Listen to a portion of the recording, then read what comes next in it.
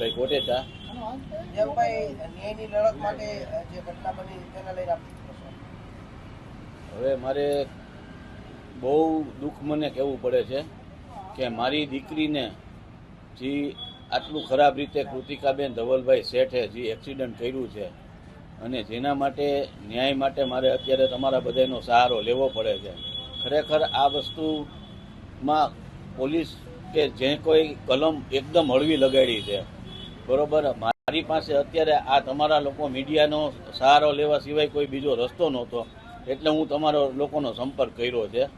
હવે જો હજી અમને ન્યાય કલમ એને જે કાયદા મુજબ નહીં લાગતી હોય તો અમે હજી કાનૂની લડત આપી અને અમે જે જોગવાઈ મુજબ, કાનૂનની જોગવાઈ મુજબ જે કાંઈ કલમ લાગવી જોઈએ એ લગાડવાની અમે પૂરેપૂરા મરણીયો પ્રયાસ કરશું. સાહેબ, રઘુવંશી સમાજમાં નારાજગી જોવા મળે જ ને સાહેબ. રઘુવંશી સમાજની દીકરી હતી, બરોબર છે.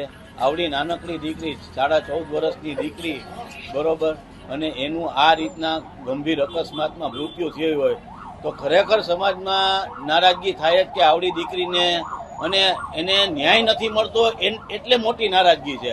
જો હમણાં એને ન્યાય મળતો તો એમ થાત કે ના, ખરેખર આપણે આ દીકરી માટે આટલી લડત આપવી ન પડે, પણ નથી આપતા ન્યાય આપણને, એટલે આ અત્યારે. અને હવે હજી આના પછી એ રઘુવંશી સમાજના પગરા બહુ આકલા હશે, હું હજી તમને કહું છું, બરોબર. એટલે દિવસે દિવસે જે કંઈ અમારા કાર્યક્રમો થશે એ હું તમને જાણ કરતા રહેશું.